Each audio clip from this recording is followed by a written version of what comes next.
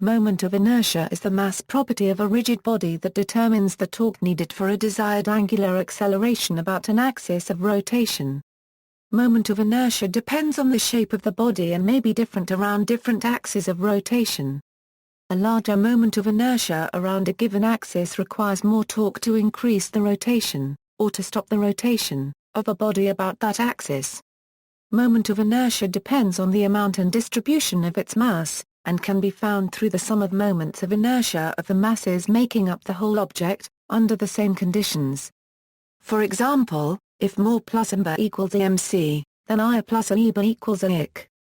In classical mechanics, moment of inertia may also be called mass moment of inertia, rotational inertia, polar moment of inertia, or the angular mass. For planar movement of a body, the trajectories of all of its points lie in parallel planes, and the rotation occurs only about an axis perpendicular to this plane. In this case, the body has a single moment of inertia, which is measured around this axis. For spatial movement of a body, the moment of inertia is defined by its symmetric 3A, A3 inertia matrix. The inertia matrix is often described as a symmetric rank 2 tensor, having 6 independent components. The inertia matrix includes off-diagonal terms called products of inertia that couple torque around one axis to acceleration about another axis. Each body has a set of mutually perpendicular axes, called principal axes, for which the off-diagonal terms of the inertia matrix are zero, and a torque around a principal axis only affects the acceleration about that axis. Introduction. When a body is rotating around an axis, a torque must be applied to change its angular momentum. The amount of torque needed for any given change in angular momentum is proportional to the size of the change. Moment of inertia may be expressed in terms of kilograms square meters in SI units and pounds square feet in imperial or US units. In 1673 Christian Huygens introduced this parameter in his study of the oscillation of a body hanging from a pivot, known as a compound pendulum. The term moment of inertia was introduced by Leonhard Euler in his book Theoria Motus Corporum Solidorum So Rigidorum in 1765, and it is incorporated into Euler's second law. The natural frequency of oscillation of a compound pendulum is obtained from the ratio of the torque imposed by gravity on the mass of the pendulum to the resistance to acceleration defined by the moment of inertia. Comparison of this natural frequency to that of a simple pendulum consisting of a single point of mass provides a mathematical formulation for moment of inertia of an extended body. Moment of inertia also appears in momentum, kinetic energy, and in Newton's laws of motion for a rigid body as a physical parameter that combines its shape and mass. There is an interesting difference in the way moment of inertia appears in planar and spatial movement. Planar movement has a single scalar that defines the moment of inertia, while for spatial movement the same calculations yield a 3A, A3 matrix of moments of inertia, called the inertia matrix or inertia tensor. The moment of inertia of a rotating flywheel is used in a machine to resist variations in applied torque to smooth its rotational output. The moment of inertia of an airplane about its longitudinal, horizontal and vertical axis determines how steering forces on the control surfaces of its wings, elevators and tail affect the plane in roll, pitch and yaw. Simple pendulum. A simple pendulum is a point mass suspended by a string so that its movement is constrained to a circle around a pivot point. The mass of a simple pendulum supported by a light string accelerates due to the force of gravity. The moment of inertia of the pendulum about the pivot point is its resistance to movement due to the torque due to gravity. Mathematically, it is the ratio of the torque due to gravity about the pivot of a pendulum to its angular acceleration about that pivot point. For a simple pendulum, this is found to be the product of the mass of the particle with the square of its distance to the pivot. This is shown as follows. The force of gravity on the mass of a simple pendulum generates a torque around the axis perpendicular to the plane of the pendulum movement. Here F is the tangential component of the net force on the mass. Associated with this torque is an angular acceleration of the string and mass around this axis. Since the mass is constrained to a circle, the tangential acceleration of the mass is. Since the torque equation becomes where E is a unit vector perpendicular to the plane of the pendulum. The quantity I equals Mr. 2 is the moment of inertia of this single mass around the pivot point. The quantity I equals Mr. 2 also appears in the angular momentum of a simple pendulum, which is calculated from the velocity v equals I per mil a, r of the pendulum mass around the pivot, where I per mil is the angular velocity of the mass about the pivot point. This angular momentum is given by using math similar to that used to derive the previous equation. Similarly, the kinetic energy of the pendulum mass is defined by the velocity of the pendulum around the pivot to yield. This shows that the quantity I equals Mr. 2 is how mass combines with the shape of a body to define rotational inertia. The moment of inertia of an arbitrarily shaped body is the sum of the values Mr. 2 for all of the elements of mass in the body. Compound pendulum. A compound pendulum is a body formed from an assembly of particles or continuous shapes that rotates rigidly around a pivot. Its moments of inertia is the sum the moments of inertia of each of the particles that is composed of. The natural frequency of a compound pendulum depends on its moment of inertia. Where is the mass of the object, is local acceleration of gravity, and is the distance from the pivot point to the center of mass of the object. Measuring this frequency of oscillation over small angular displacements provides an effective way of measuring moment of inertia of a body. Thus, to determine the moment of inertia of the body, simply suspend it from a convenient pivot point so that it swings freely in a plane perpendicular to the direction of the desired moment of inertia, then measure its natural frequency or period of oscillation, to obtain. Where is the period of oscillation? The moment of inertia of the body about our center of mass, is then calculated using the parallel axis theorem to be. Where is the mass of the body and is the distance from the pivot point to the center of mass? Moment of inertia of a body is often defined in terms of its radius of gyration, which is the radius of a ring of equal mass around the center of mass of a body that has the same moment of inertia. The radius of gyration is calculated from the body's moment of inertia and mass is the length.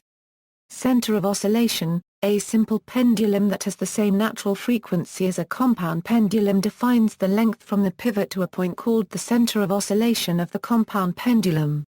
This point also corresponds to the center of percussion. The length is determined from the formula.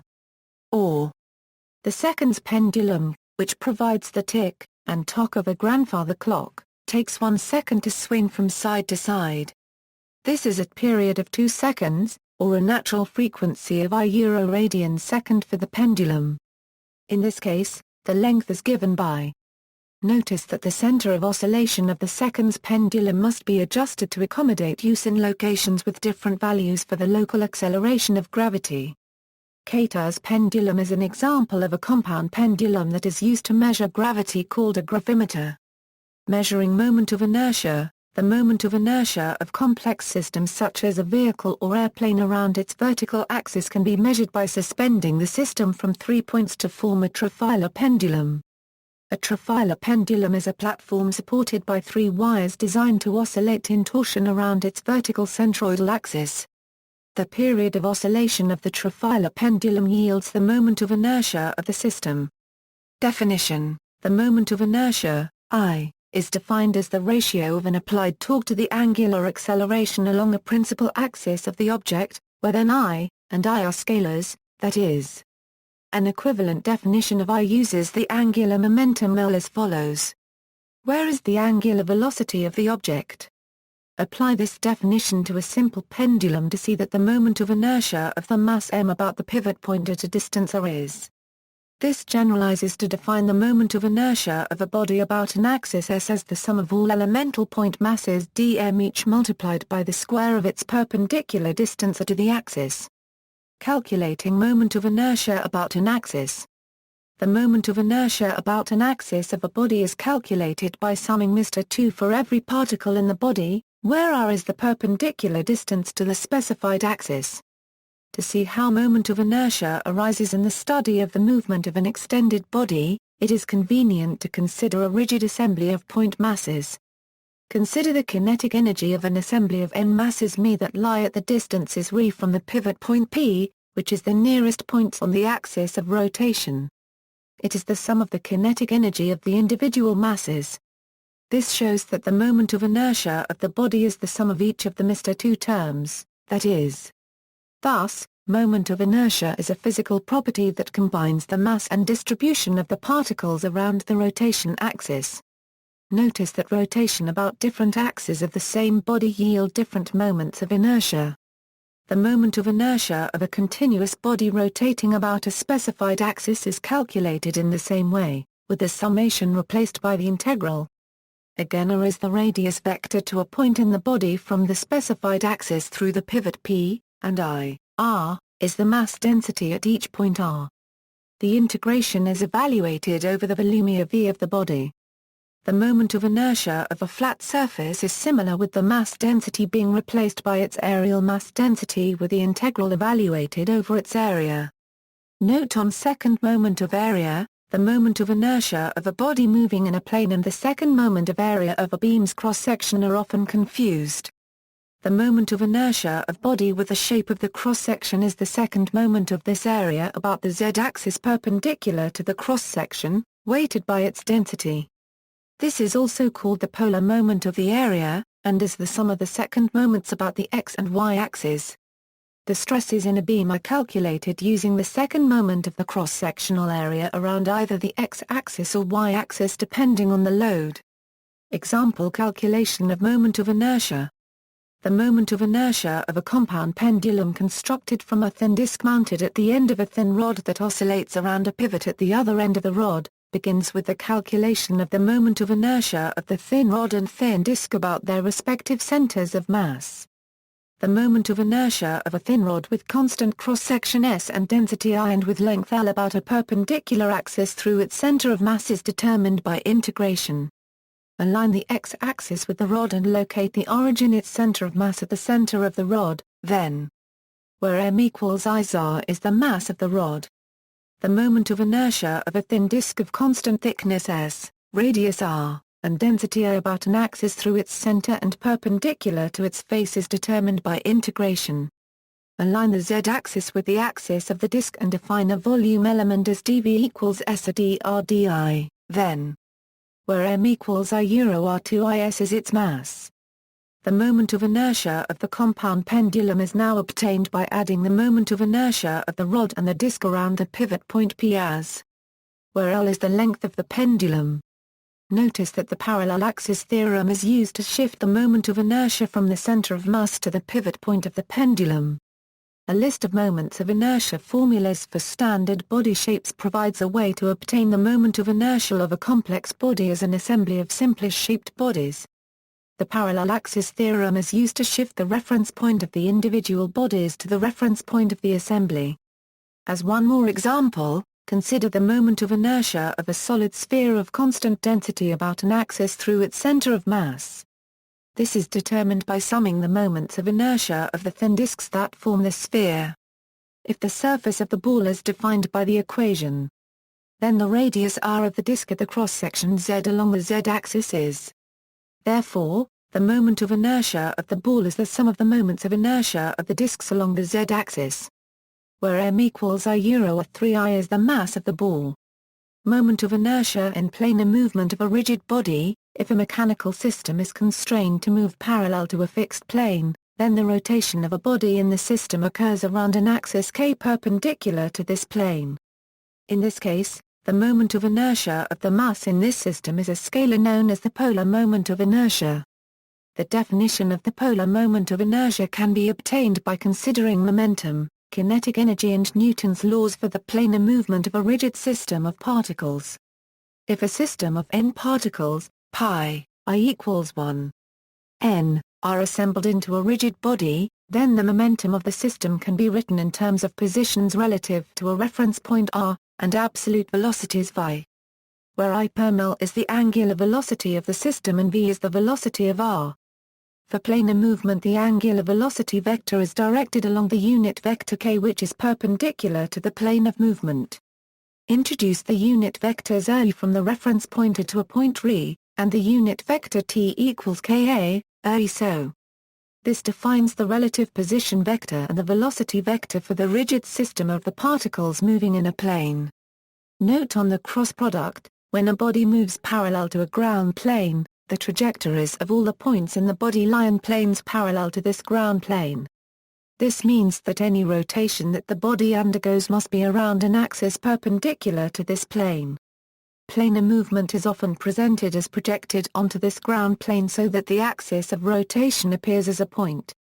In this case, the angular velocity and angular acceleration of the body are scalars and the fact that they are vectors along the rotation axis is ignored. This is usually preferred for introductions to the topic.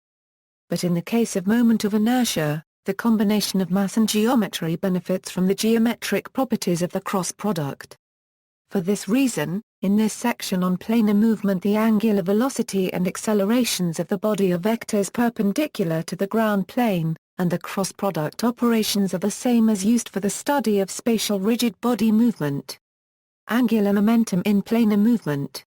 The angular momentum vector for the planar movement of a rigid system of particles is given by.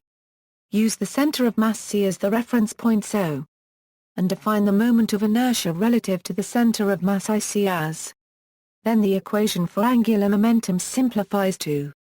The moment of inertia IC about an axis perpendicular to the movement of the rigid system and through the center of mass is known as the polar moment of inertia.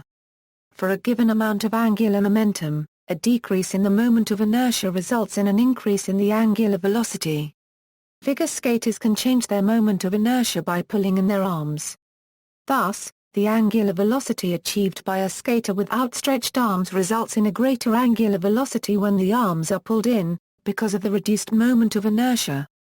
Kinetic energy and planar movement. The kinetic energy of a rigid system of particles moving in the plane is given by. This equation expands to yield three terms. Let the reference point be the center of mass C of the system so the second term becomes zero, and introduce the moment of inertia IC so the kinetic energy is given by. The moment of inertia IC is the polar moment of inertia of the body. Newton's laws for planar movement. Newton's laws for a rigid system of n particles, pi, I equals 1. N, can be written in terms of a resultant force and torque at a reference point r, to yield. Where R denotes the trajectory of each particle. The kinematics of a rigid body yields the formula for the acceleration of the particle pi in terms of the position r and acceleration a of the reference particle as well as the angular velocity vector I per mil and angular acceleration vector I plus or minus of the rigid system of particles as. For systems that are constrained to planar movement, the angular velocity and angular acceleration vectors are directed along k perpendicular to the plane of movement, which simplifies this acceleration equation. In this case, the acceleration vectors can be simplified by introducing the unit vectors a from the reference pointer to a point r and the unit vectors t equals ka, ae, so. This yields the resultant torque on the system as where a equals 0, and t equals k is the unit vector perpendicular to the plane for all of the particles pi. Use the center of mass C as the reference point and define the moment of inertia relative to the center of mass IC, then the equation for the resultant torque simplifies to. The parameter IC is the polar moment of inertia of the moving body. The inertia matrix for spatial movement of a rigid body. The scalar moments of inertia appear as elements in a matrix when a system of particles is assembled into a rigid body that moves in three-dimensional space. This inertia matrix appears in the calculation of the angular momentum, kinetic energy and resultant torque of the rigid system of particles. An important application of the inertia matrix and Newton's laws of motion is the analysis of a spinning top. This is discussed in the article on gyroscopic precession. A more detailed presentation can be found in the article on Euler's equations of motion. Let the system of particles pi, I equals 1. N be located at the coordinates r with velocities v relative to a fixed reference frame. For a reference point r, the relative positions are and the velocities are where I per mil is the angular velocity of the system, and Vr is the velocity of r, angular momentum. If the reference point r and the assembly, or body, is chosen as the center of mass C, then its angular momentum takes the form where the terms containing V are summed to 0 by definition of the center of mass. To define the inertia matrix, Introduce the skew symmetric matrix, B, constructed from a vector B that performs the cross-product operation, such that this matrix, B, has the components of B equals as its elements, in the form. Now construct the skew symmetric matrix, I re equals, re C, obtained from the relative position vector I re equals re, C, and use this skew symmetric matrix to define where IC defined by is the inertia matrix of the rigid system of particles measured relative to the center of mass C, kinetic energy. The kinetic energy of a rigid system of particles can be formulated in terms of the center of mass and a matrix of mass moments of inertia of the system. Let the system of particles pi, I equals 1, n be located at the coordinates re with velocities phi, then the kinetic energy is where I re equals re C is the position vector of a particle relative to the center of mass. This equation expands to yield three terms. The second term in this equation is 0 because C is the center of mass. Introduce the skew symmetric matrix, I re so the kinetic energy becomes. Thus, the kinetic energy of the rigid system of particles is given by where IC is the inertia matrix relative to the center of mass and m is the total mass. Resultant torque, the inertia matrix appears in the application of Newton's second law to a rigid assembly of particles. The resultant torque on this system is where I is the acceleration of the particle pi. The kinematics of a rigid body yields the formula for the acceleration of the particle pi in terms of the position r and acceleration a of the reference point, as well as the angular velocity vector I per mil and angular acceleration vector I plus or minus of the rigid system as. Use the center of mass C as the reference point, and introduce the skew symmetric matrix, I re equals, re C, to represent the cross product, to obtain. The calculation uses the identity obtained from the Jacobi identity for the triple cross product as shown in the proof below. Thus, the resultant torque on the rigid system of particles is given by where IC is the inertia matrix relative to the center of mass. Parallel axis theorem. The inertia matrix of a body depends on the choice of the reference point. There is a useful relationship between the inertia matrix relative to the center of mass C and the inertia matrix relative to another point r. This relationship is called the parallel axis theorem. Consider the inertia matrix, IR obtained for a rigid system of particles measured relative to a reference point r, given by. Let C be the center of mass of the rigid system, then where d is the vector from the center of mass C to the reference point I use this equation to compute the inertia matrix. Expand this equation to obtain. The first term is the inertia matrix, IC relative to the center of mass. The second and third terms are 0 by definition of the center of mass C. And the last term is the total mass of the system multiplied by the square of the skew symmetric matrix, D, constructed from D. The result is the parallel axis theorem. Where D is the vector from the center of mass C to the reference point r, note on the minus sign, by using the skew symmetric matrix of position vectors relative to the reference point, the inertia matrix of each particle has the form m, r, 2, which is similar to the Mr. 2 that appears in planar movement. However, to make this to work out correctly a minus sign is needed. This minus sign can be absorbed into the term m, r, t, r, if desired, by using the skew symmetry property of r. The inertia matrix and the scalar moment of inertia around an arbitrary axis. The relationship between the inertia matrix of a rigid body and the scalar moment of inertia of the same body about a specified axis is important and rarely presented in detail. The following calculation expands the derivation presented by Kane and Levinson. Let a rigid assembly of rigid system of n particles, pi, I equals 1. n, have coordinates re. Choose r as a reference point and compute the moment of inertia around an axis L defined by the unit vector s through the reference point r. The moment of inertia of the system around this line L equals a plus ts is computed by determining the perpendicular vector from this axis to the particle pi given by where I is the identity matrix and S street is the outer product matrix formed from the unit vector S along the line L. To relate this scalar moment of inertia to the inertia matrix of the body, introduce the skew symmetric matrix, S, such that, S, y equals Sxy, then we have the identity, which relies on the fact that S is a unit vector. The magnitude squared of the perpendicular vector is.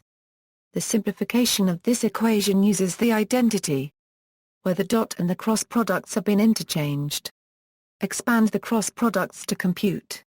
Where IRE is the skew symmetric matrix obtained from the vector IR equals RR. Thus, the moment of inertia around the line L through or in the direction S is obtained from the calculation. Or, where IR is the moment of inertia matrix of the system relative to the reference point R. This shows that the inertia matrix can be used to calculate the moment of inertia of a body around any specified rotation axis in the body. The inertia tensor. The inertia matrix is often described as the inertia tensor, which consists of the same moments of inertia and products of inertia about the three coordinate axes. The inertia tensor is constructed from the 9-component tensors, where I equals 1, 2, 3 are the three orthogonal unit vectors defining the inertial frame in which the body moves. Using this basis, the inertia tensor is given by. This tensor is of degree 2 because the component tensors are each constructed from two basis vectors. In this form, the inertia tensor is also called the inertia binar. For a rigid system of particles pk, k equals 1. N each of mass mk with position coordinates are k equals xk, zk, the inertia tensor is given by. Where E is the identity tensor. The inertia tensor for a continuous body is given by. Where R defines the coordinates of a point in the body and I, R, is the mass density at that point. The integral is taken over the volume V of the body. The inertia tensor is symmetric because H equals G. Alternatively, it can also be written in terms of the hat operator as. The inertia tensor can be used in the same way as the inertia matrix to compute the scalar moment of inertia about an arbitrary axis in the direction n, where the dot product is taken with the corresponding elements in the component tensors. A product of inertia terms such as I12 is obtained by the computation, and can be interpreted as the moment of inertia around the x-axis when the object rotates around the y-axis. The components of tensors of degree 2 can be assembled into a matrix. For the inertia tensor, this matrix is given by. It is common in rigid body mechanics to use notation that explicitly identifies the x, y, and z axes, such as x and x, for the components of the inertia tensor. Identities for a skew symmetric matrix. To compute moment of inertia of a mass around an axis, the perpendicular vector from the mass to the axis is needed. If the axis L is defined by the unit vector S through the reference point R, then the perpendicular vector from the line L to the point R is given by. Where I is the identity matrix and S street is the outer product matrix formed from the unit vector S along the line L. Recall that skew symmetric matrix, S, is constructed so that S, y equals Sxy. The matrix, ISST in this equation subtracts the component of IR equals RR that is parallel to S. The previous sections show that in computing the moment of inertia matrix, this operator yields a similar operator using the components of the vector IR that is. It is helpful to keep the following identities in mind to compare the equations that define the inertia tensor and the inertia matrix. Let R be the skew symmetric matrix associated with the position vector R equals x, y, z, then the product in the inertia matrix becomes. This can be viewed as another way of computing the perpendicular distance from an axis to a point, because the matrix formed by the outer product, RT, yields the identify. Where I is the 3x3 identity matrix. Also notice that where TR denotes the sum of the diagonal elements of the outer product matrix, known as its trace.